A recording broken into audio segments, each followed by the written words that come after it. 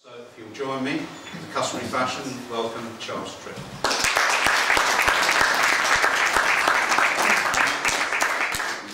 Thank you very much, and thank you very much for the invitation, and also to all of you for coming here this evening. I was given a very free hand to think about what it is I was going to talk about, and one of the things I've been working on in connection with my book is precisely that, the question of the relationship between art and power, both art and resistance, but also, of course, art and established power. And thinking about how the connection works, not just in the Middle East, but obviously, because of my own area of interest, focusing on the Middle East itself. And what I wanted to try and do this evening was to think a bit about how we imagine the part that art and visual art I'll be talking about, rather than say literary or musical, how visual art may play a part in shifting relations of power, both as a way of manifesting a form of defiance, but also, of course, possibly of beginning the process whereby defiance becomes mobilized and begins to undermine established forms of power itself.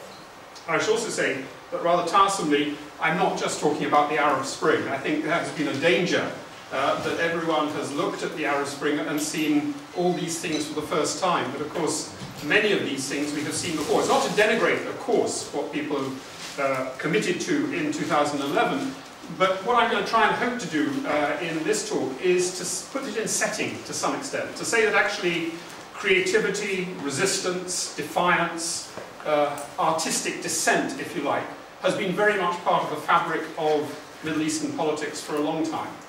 It's taken very particular expressions in 2011, but it's certainly not the first time that peoples of the Middle East have sought to deflate, you could say, those who would crush them by various forms of artistic expression. So, this is a work of art called by Vera Tamari, a Palestinian artist in Ramallah, which is called Machine, which is going for a ride, in which she wanted to impress upon Palestinians and others the violence of everyday life in Palestine. So what she did, this is the time of the Second Intifada, these endless Israeli incursions into Palestinian territory, one of which led to, as she said, looking out of her window one day and finding that all the cars in the street had been squashed by the tanks, by Israeli tanks that had come down the street, careless of anybody's property of one form or another, completely careless of the fact that these were the private cars of Palestinian citizens, and had just squashed them because they got in their way or because they were doing it to define them. So she decided to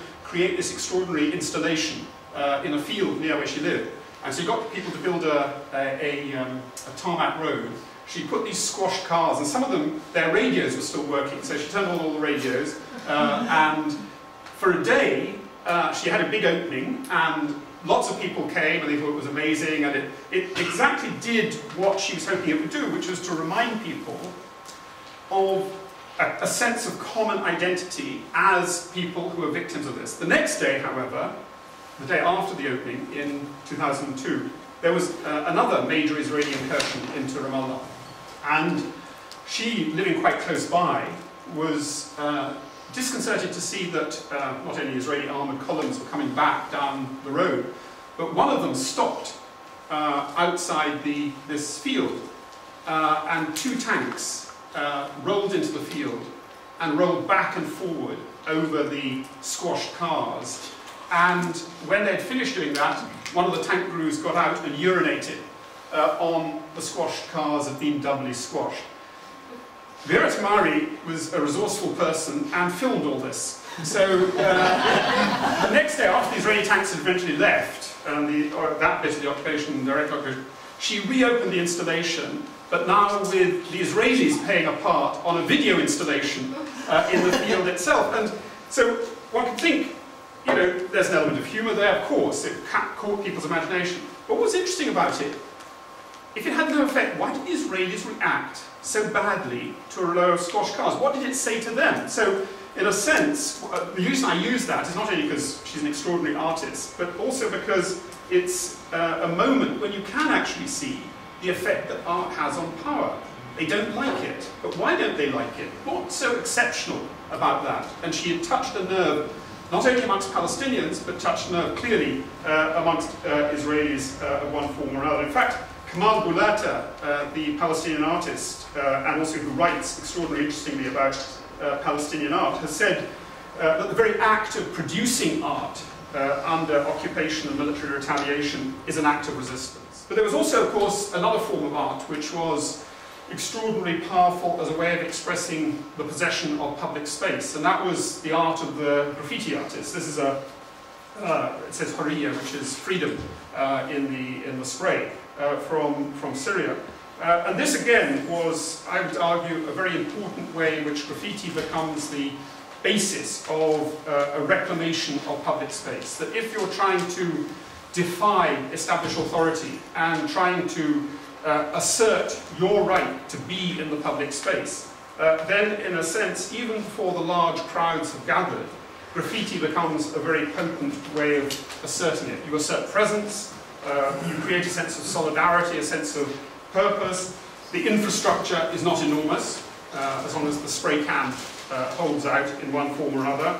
It's easy to produce and hard to prevent. In other words, you could say it's an ideal medium for dissent. And certainly, again, before 2011, in occupied Palestine, it's been a key part of the way in which Palestinians have not only, in a sense, expressed dissent to Israeli occupation, but in a sense have also developed their own views of who they are. And here again, you can see the varieties of different Palestinian political organizations. Graffiti has become a key part of that. And what was interesting about it is that, of course, as people following or studying that in the First Intifada, the Second Intifada, the act of spraying the graffiti became, of course, almost a rite of passage. It became a way of testing your mettle against the Israeli occupiers. Because people did suffer very badly if they were caught, then beaten up, dragged away, or whatever.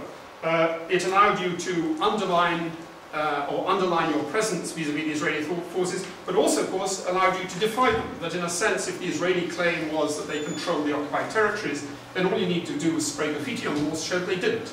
And ironically, even when the Israelis forced people to spray up the graffiti with these large black patches, they were often left on the walls by the Palestinians precisely because they demonstrated what had been there before. So in a sense, it was an undermining of power of quite a potent kind in one form or other. This is the image in Gaza of Mohammed al-Durra, the boy who was killed, shot at one of the checkpoints in a gun battle of a quite grim kind in one form or another.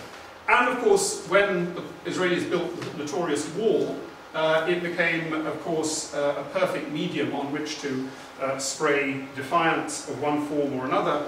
And there has been a whole industry of it in one sense or other. So in that sense, the wall became both the place you sprayed it, but the thing you were defying as well. But the same is true to some extent in 2011. And one of the things that struck me from Karima Khalil's terrific book, Messages from Tahrir, was, of course, the fact that, as we know, in the middle of Tahrir there are no walls, so people became their own walls. In a sense, they wrote their messages on themselves. Go, tyrant, and then if you haven't got yourself, you write it on your baby, as an image of one form or another. And again, as you'll see from that book, and I think from Sami Mahrez's work as well, an extraordinary array of messages emerging. Messages of hope, defiance, and quite everyday things, which in a sense, again, is important because it demonstrated the emergence of, if you like, an everyday public rather than an everyday police state. In fact, it was in the space in which that couldn't take place. So you have a whole variety. I like this one as well, which is this is graffiti with plastic cups. You know, again, you haven't got spray paint, so you create the victory to Egypt, 25th of January, in the graffiti of the plastic cup. So again, any material comes to hand and the message is part of that as well. Newspapers and the press are clearly part of it. And again, the Syrian cartoonist Ali Farzad, who's been very active, these were done a long time ago, and yet, of course, capture exactly what was wrong with Syria at the time, not only dealing out medals in a ruined country, but the sentimentality of the torturer, having chopped off the hands and feet, is now weeping at a soap opera on the TV. And so this lack of respect, you could argue, by Ali Fazat for the forces of law and order, as they call them, in Syria, led to him being abducted and having his hands broken, because that was the medium of his artistic defiance. That was the way in which the regime would deal with him. So his hands were broken, he was in hospital, and somehow you feel from the portrait that he then, self-portrait that he drew of himself, it hasn't really worked, has it? There's a sense in which defiance continues. So it backfired appallingly. I mean, not only luckily he came out, and he's now in Kuwait, in fact, and was in London about 2 or 3 weeks ago. But again, you can see that the vulnerability of the artist is clearly one of the features which makes it very, very hard indeed. This was an installation by the artist Munir Fatmi, a Moroccan artist, in fact, called Lost Springs, done in 2011 and shown at the Sharjah Biennale in 2011. And what's rather extraordinary about it is you can see what the game is. These are the flags of the Arab League. The brooms are, of course, the two who had fallen by then, Tunisia and Egypt, not yet Libya, not yet Sana'a, Yemen, and who knows what else. But anyway, it was too much for the Arab Emirates police, because they would come past, and every time it was there, they'd say, take away the brooms. In other words, the brooms were the problem. We don't have a problem with the flags of the Arab League. So the people would take them away, and the police would go off, and then they'd put the brooms back. And then, because of course, once you start doing 2 brooms, you could do a whole row, and you can imagine a row of brooms. In other words, people say, yes, well, why not, you know? And then, so in a sense, that notion of the power of the broom, you can see a very powerful image. And again, just as with Vera Tamari's question, whatever the effect of this is, it certainly bugs the people in power. In other words, it's not just mere nostalgia, but it's an active force, I would regard, artistic resistance in 2 powerful ways.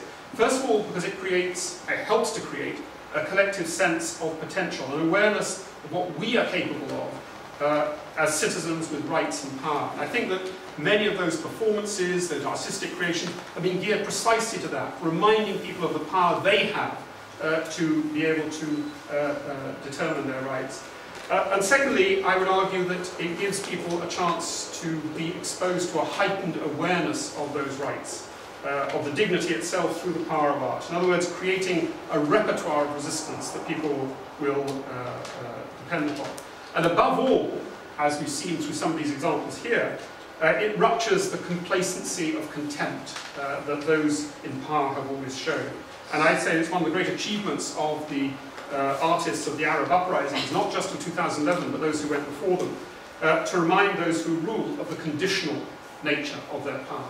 So in a sense, I think art has been a powerful part of that. I just want to end with, I think, a reason from John Berger why it's important to take art seriously. This is from his book, A Sense of Sight, and he says, "We live in a world of suffering, in which evil is rampant, a world whose events do not confirm our being, a world that has to be resisted.